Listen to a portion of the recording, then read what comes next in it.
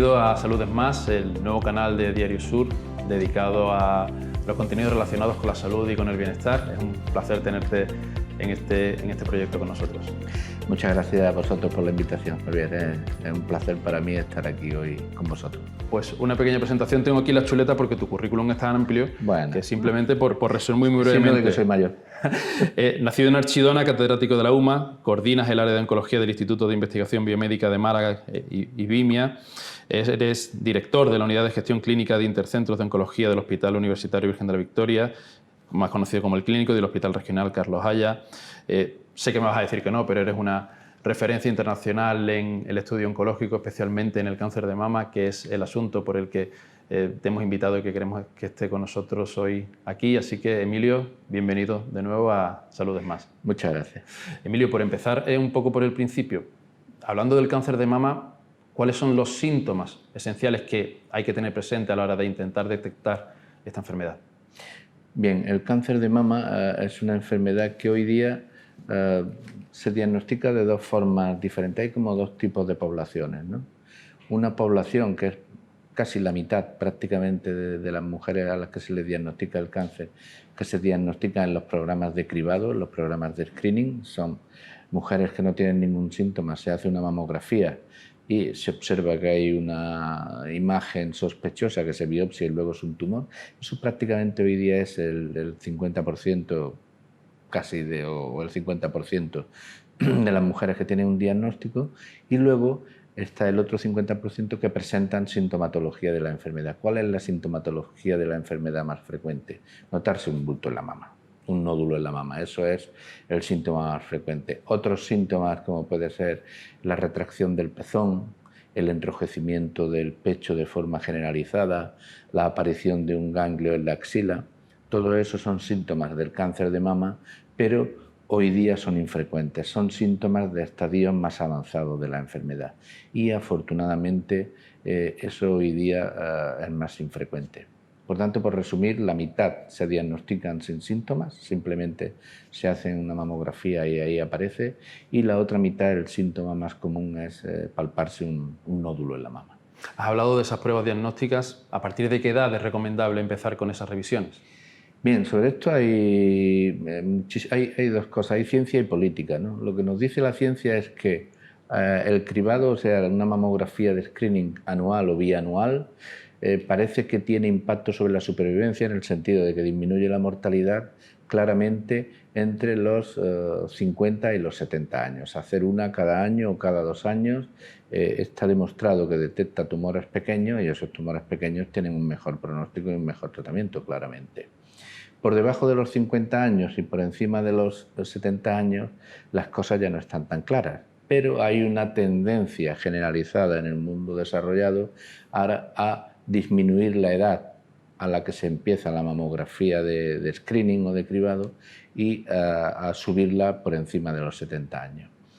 Bien, esto evidencia científica, digamos, robusta no tiene, pero desde un punto de vista social y por tanto desde un punto de vista político, pues cada vez se abren más, digamos, hacia edades más tempranas y hacia edades más altas. Y esto es muy relevante sobre todo en mujeres de 45 o 50 años, porque hay mucha, digamos, entre comillas, presión en el buen sentido de la palabra, ¿no? De las asociaciones de pacientes y eso que se, digamos, adelante la fecha del cribado. Pero, digamos, pruebas estrictas, claras de que esto sea adecuado, no hay, pero bueno, tampoco pasa nada. Y junto con esos cribados, ¿cómo debe ser la autoexploración? Es decir, ¿cómo tienen que realizarse las pruebas en casa para que sean efectivas a la hora de poder detectar esta dolencia? La autoexploración nunca demostró que estuviera relacionada con el diagnóstico precoz, porque es digamos, por una cuestión de concepto. Para que una mujer detecte que tiene un nódulo en la mama, que es el objetivo de la autoexploración, ese nódulo, en el mejor de los casos, tiene que medir 1,5 centímetros, de ahí para arriba, ¿no? Evidentemente una mujer no tiene entrenamiento clínico como para palpar el pecho y notar algo más pequeño, ¿no? Ya un tumor de 1,5 centímetros de ahí para arriba se considera, entre comillas, que es un tumor relativamente grande, ¿no? Por tanto, la autoexploración, aunque es una práctica recomendada, sobre todo como un mecanismo de seguridad, no sustituye de ninguna manera al cribado con mamografía, ¿no? De forma que la autoexploración es saludable, sobre todo para que no se pase nada, digamos, algo gordo, pero la técnica de cribado, digamos, el gold standard, los FETEN, es la mamografía anual o bianual. Y en el diagnóstico, sobre todo en la aparición de este tipo de patologías, ¿qué peso tienen los hábitos de vida, los hábitos saludables? Bueno, los hábitos saludables es fundamental, ¿no? Porque, a ver, en el cáncer es una enfermedad genética en el sentido que hay una alteración del genoma, pero lo que causa esa alteración del genoma habitualmente son factores externos. Por tanto, es una enfermedad prevenible prácticamente en la mitad de los casos, ¿no? El caso paradigmático, el caso típico es el cáncer de pulmón, ¿no? Que si la gente no fumara, pues prácticamente sería una rareza. La cuestión es que en el cáncer de mama es verdad que los hábitos de vida tienen una importancia alta, pero son difícilmente modificables, porque claro, probablemente en el cáncer de mama, lo que se llama luminal, en el cáncer de mama con receptores positivos, que es el 70 al 80% del cáncer de mama, es el más usual, probablemente el factor de riesgo más importante que hay es el tiempo que transcurre entre la menarquia, o sea, la fecha de la primera regla, y la fecha del primer embarazo. Este es el factor de riesgo más importante que hay para la enfermedad. De forma que conforme aumenta ese factor de riesgo, conforme aumenta ese lapso de tiempo, aumenta el riesgo. Claro, la fecha de la menarquia, de la primera regla en el mundo moderno está bajando. Está bajando por la alimentación infantil. La menarquia, la primera regla, se relaciona con los patrones de alimentación infantil. Conforme más gorditas están las niñas, antes ocurre. Y el primer embarazo es una cuestión social. Ayer escuchaba la radio, en España el primer embarazo está alrededor de los 33 años, ¿no? Cuando en 1900 estaba, por ejemplo, alrededor de los 19 años. Claro, ese tiempo ha aumentado tanto que es una de las causas o la causa fundamental de que aumente la incidencia de cáncer de mama. Pero claro, modificar la edad del primer embarazo ya sería ingeniería social, ¿no? Es muy difícil. Por tanto, el cáncer de mama ¿se podrían hacer cosas que modificaran la incidencia? Sí, pero no son cosas posibles. Has hablado de dos cuestiones que también queríamos sacar a colación aquí. Una es, por ejemplo, la que tiene que ver con el cáncer de pulmón. Si no hubiese fumado, muy probablemente no hubiese aparecido esa patología. Y eso enlaza con el estigma social, que parece ser que sigue acompañando al cáncer. ¿Se ha evolucionado en ese sentido? ¿Sigue habiendo un estigma social en torno al cáncer en general y en cáncer de mama, por ejemplo, en particular? Sí, pero lo que pasa es que se ha empezado a diferenciar el estigma, ¿no? Porque hace, pues a lo mejor 30 años, el estigma del cáncer era un estigma generalizado, ¿no? El cáncer es una enfermedad grave, qué duda cabe, muchas veces se banaliza, ¿no? Pero es una enfermedad grave. Es grave porque en sí es grave y luego porque los tratamientos necesarios para curar la enfermedad, aunque sean exitosos, son tratamientos muy agresivos para los pacientes, ¿no? Por tanto, es una enfermedad que da miedo e intranquilidad. Todo el mundo, prácticamente quien no ha tenido en su entorno cercano a una persona con cáncer, y eso lo sabe todo el mundo, ¿no?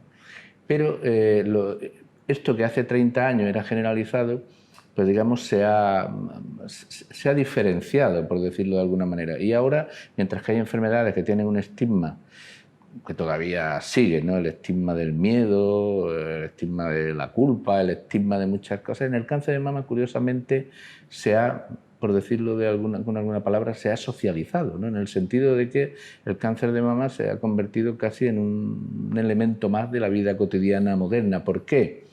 Bueno, es muy frecuente, afecta a 1 de cada 8 o 9 mujeres, por tanto es muy frecuente y sobre todo tiene una alta tasa de curación.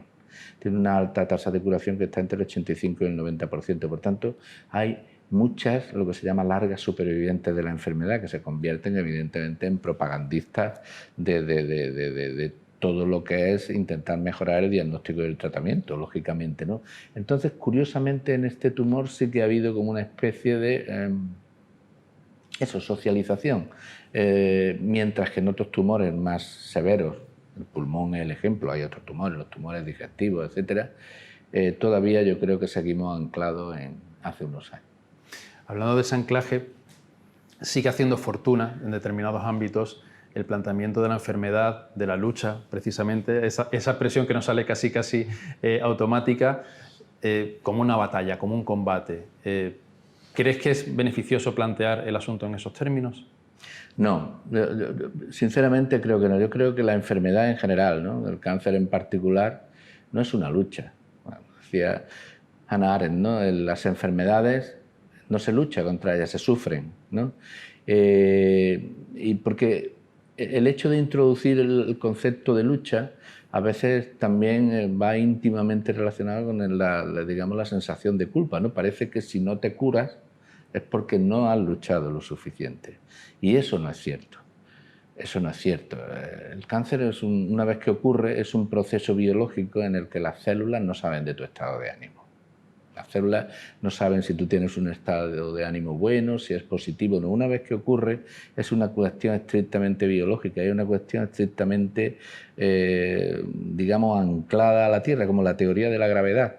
La teoría de la gravedad, tú puedes ser muy positivo, pero si caes desde un tercer piso tendrás problemas. Esto no quiere decir que no afrontes la enfermedad de una manera positiva. ¿Por qué? Porque seguramente mejorará la manera en que tú afrontas y en que tú vives tu día a día. Pero el concepto de lucha, que muchas veces se pone encima de la mesa, digamos, de una manera casi automática, instintiva, etcétera, tiene unas connotaciones que para muchos pacientes se convierten en sufrimiento, y eso tendríamos que desterrarlo. Precisamente al hilo de estas palabras, hablabas del sentimiento de culpa, del estado de ánimo. Por lo que acabas de comentar, entiendo que tú defiendes que el estado de ánimo no afecta de manera directa a la evolución del cáncer o del cáncer de mama.